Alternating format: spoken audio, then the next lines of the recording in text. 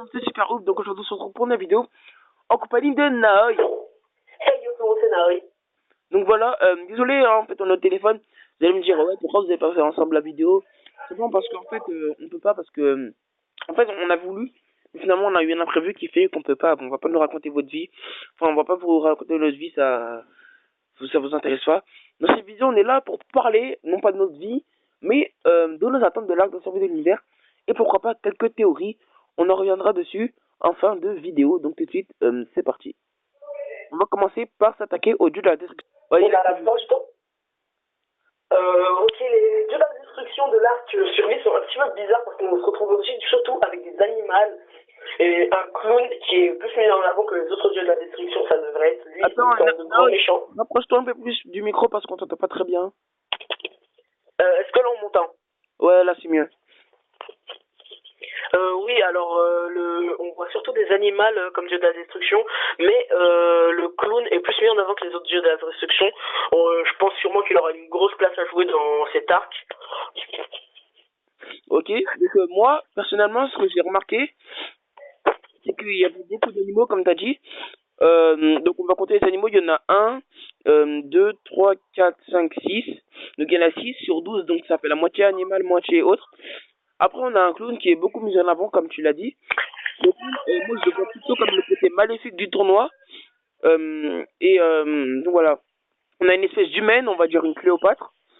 On a deux grains un peu bizarres avec barbus. On a un espèce de chacal. On a un robot bizarre. Et on a le tigre et puis on a une boule de poil. Oui. Alors on connaît beaucoup d'univers, on connaît l'univers, on connaît le un quart des univers, on connaît l'univers 6 de Champa, l'univers 7 de Beerus, l'univers 10 de Gewasu, donc voilà. Mais du coup, on ne comptera pas les univers qui ont été détruits par Xenosama. Peut-être que dans cet arc, on aura les réponses justement à pourquoi il a détruit ces univers. Ouais, j'avoue ça, on n'y est pas venu dessus, mais c'est vrai que on aimerait savoir pourquoi il a surpris détruit ces univers. C'est vrai que ça se trouve qu'ils vont nous en parler. Donc on a fini de parler des Akaishin. Maintenant on va parler des anges. Alors pour les anges, c'est la même chose, ils sont 12 aussi. Les anges aussi sont très ressemblants à Whis-Evados. Je trouve ça un peu décevant de la part de Akira Toriyama de ne pas avoir fait plusieurs différents designs pour les anges. Ouais. Ça aurait été meilleur. Ouais, j'avoue. Alors ouais, j'avoue que les anges ils ressemblent beaucoup. Donc là voilà, j'ai l'image. Donc voilà. On peut voir que les anges en fait donc attendez, je vais faire une petite ellipse, à tout de suite. Bon bah c'est bon, désolé pour cette petite ellipse. Il y avait un petit truc qui m'a coupé. Donc comme on peut le voir, les anges ressemblent beaucoup à Whis-Evados. Ouais, ils se ressemblent tous énormément. Surtout celle qui ressemble un peu, avec des couettes qui ressemblent un peu à Harley Quinn, je trouve. Ouais, j'avoue. Très beau clin d'œil de la part de Akira. Ouais. Ensuite, en plus, ça va bien avec le clown, donc ça fait un peu le côté de Joker à Harley Quinn, je trouve. Ouais. Et ça le met très en avant. Ouais, voilà, c'est une très mise en avant. Donc, je sais pas si tu vois en bas du logo Dragon Ball Super, donc au milieu en bas, il y a un ange qui ressemble énormément à Whis. Oui, au niveau de l'expression du visage et aussi les cheveux. Ouais. Et le col roulé, notamment, on peut le voir. Ouais. Ça ressemble énormément. Et aussi celui qui est en bas et tout à gauche, il ressemble un peu. Ils ont le même air, je trouve. Ouais, est-ce que ce serait des triplés? On sait pas. En tout cas, moi, je vais essayer de concevoir des petites paires. Alors pour moi, oui, c'est Vado, c'est des jumeaux, il n'y a pas à discuter. Et le en haut, celui qui est en haut tout à droite ressemble beaucoup au père de Whis-Evados. Ouais, j'avoue. J'ai remarqué ça. Alors peut-être que c'est lui, mais je ne pense pas. Non, ça m'étonnerait beaucoup que ce soit un... Au niveau de la hiérarchie des dieux, alors moi, pour moi, tout en bas, il y a Maître Karim. Ensuite, il y a le tout-puissant Denli. Après, il y a les Kaio. Donc après, il y a le Daikakushin.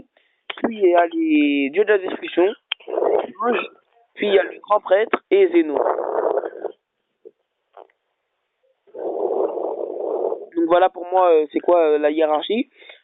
Alors, pour moi, le chef des grands prêtres, des anges plutôt, et puis le chef des Zénos. Cela expliquerait peut-être pourquoi ces badauds n'ont pas eu peur de Zéno, Oui. parce que puisque c'est le grand prêtre qui s'occupe d'eux. Vu que c'est leur père, ouais, ce serait logique. Donc voilà, ça expliquerait peut-être pourquoi ils n'ont pas eu peur. Alors, donc voilà, on peut voir que Beerus donne des ordres à Whis souvent, et que Whis obéit aux ordres de Beerus, même si Beerus a dit à la fin Attends! que Beerus, que Whis plutôt n'était pas son assistant, mais son maître. Oui, du coup, j'ai aussi remarqué ça. Ce serait très intéressant qu'ils mettent en avant les anges ou un petit tournoi juste entre anges. Ce serait bien ça aussi. Ouais, j'avoue, on aimerait bien en fait voir la force des anges, parce qu'on a un peu vu la force de Beerus. Ouais, mais on n'a rien aperçu de la force de tous les anges, surtout Whis et Vados. Ouais. Parce qu'en plus, ils ont l'air très puissants, très mystérieux. On sait rien à propos de leur passé ou quelque chose comme ça. Ouais, voilà, on n'en sait rien. Donc voilà, tout de suite, on va passer aux théories qu'on a élaborées. Donc voilà, la rumeur qu'on a eue, moi et Noy, en fait, je me baladais sur le net un jour et j'ai vu ça. Donc, j'ai vu cette image de Selipa et Thomas, après s'être fait tuer par les troupes de Kyle, non, de Freezer plutôt. Donc on peut voir cette image. Vous avez vu ça? Selipa et Thomas, le Thomas qui sourit, et Selipa, voilà, comme ça. Qu'est-ce que ça veut dire? Bien sûr, on n'insinue rien du tout, les amis. On vous dit juste ça comme ça. Ouais. Ouais, c'est plutôt bizarre. Donc moi et sur Saiyan, on a émis la théorie que ça pourrait être aussi un Saiyan qu'on verra par la suite, un Saiyan qui serait très puissant. Ouais. Moi, je trouverais qu'il serait puissant, ouais. Je dirais plus qu'il soit puissant. Ce que moi j'ai remarqué aussi, c'est que, vous voyez Paravius, le père de Broly, on voit un flashback et qu'on voit qu'il est jeune, et ben on peut voir qu'il ressemble beaucoup à Thomas. Donc est-ce que ce serait les parents de Broly? Ah ouais. Il est un peu en même temps que Goku. On a pu voir que Célipa avait l'instinct maternel quand Goku est parti sur la planète Terre. Donc on a pu voir qu'à ce moment-là, donc est-ce que peut-être ce serait la mère? Et dans ce cas-là, est-ce que Paragus serait le frère de Thomas et qui lui aurait fait semblant de le peur de Broly? Sur Saiyan. Ça part dans des théories un peu what the fuck, mais bon, c'est le but des théories. Sur Saiyan. Sur Saiyan. Allô? Oui, si je pouvais faire une toute petite ellipse.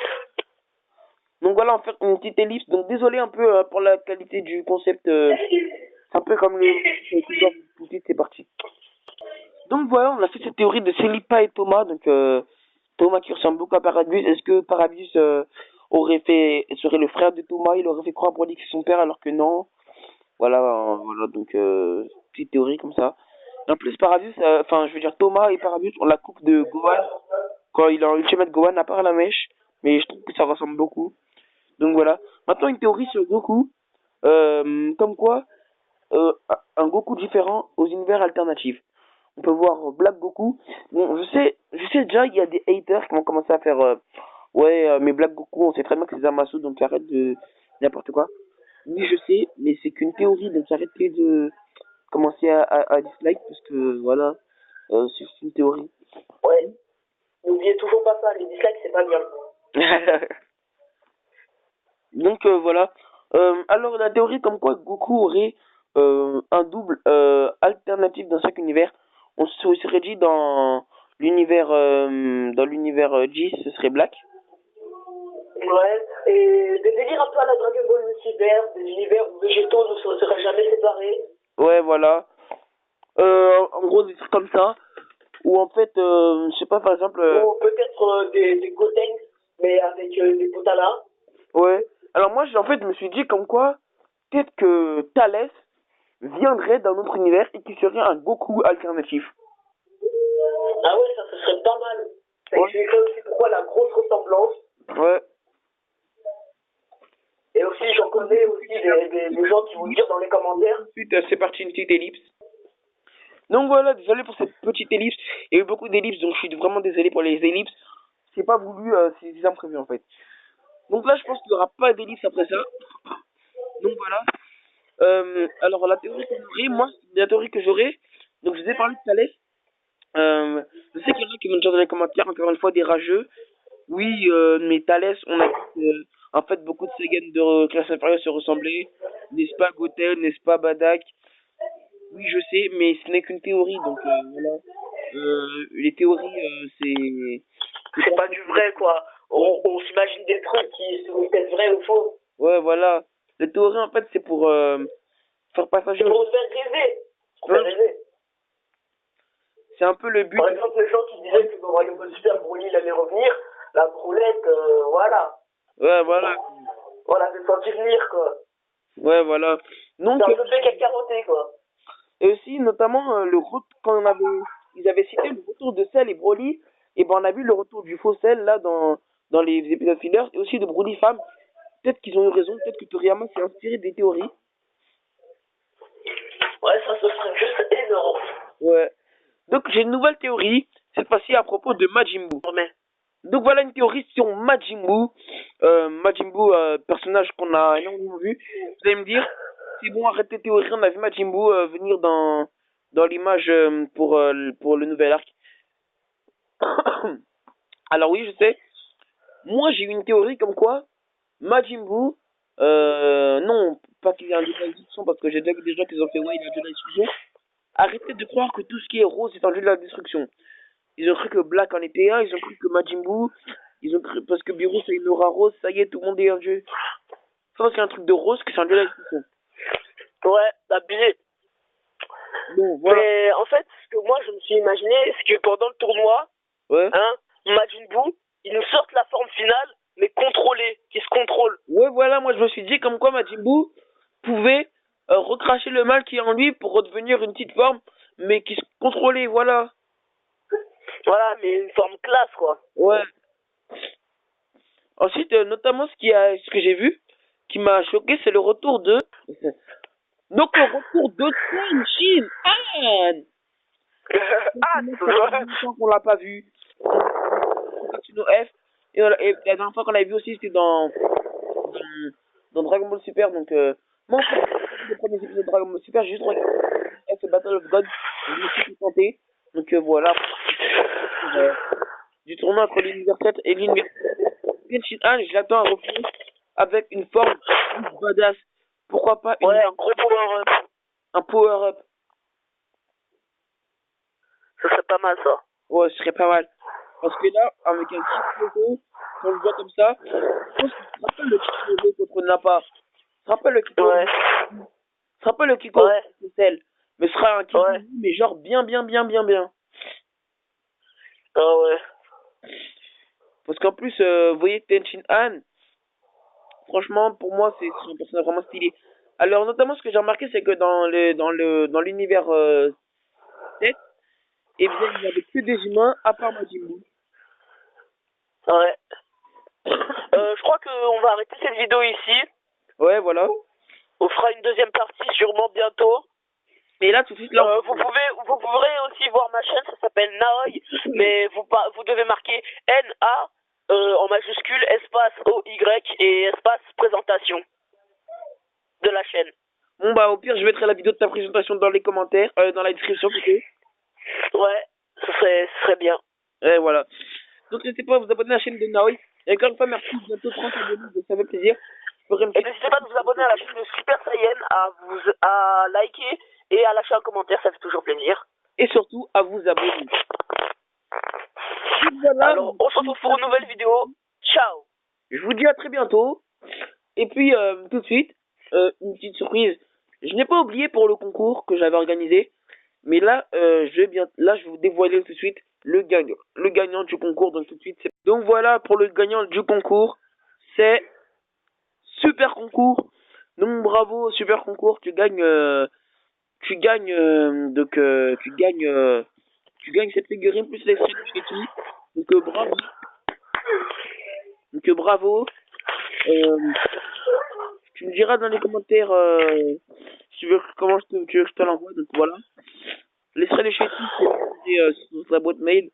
Donc voilà, un message privé. Et je t'enverrai aussi je t'enverrai aussi la figurine. Donc voilà, moi, on dit bravo. Donc on vous dit à bientôt pour une nouvelle vidéo. Ciao. Ouais, ciao les gars. Allez.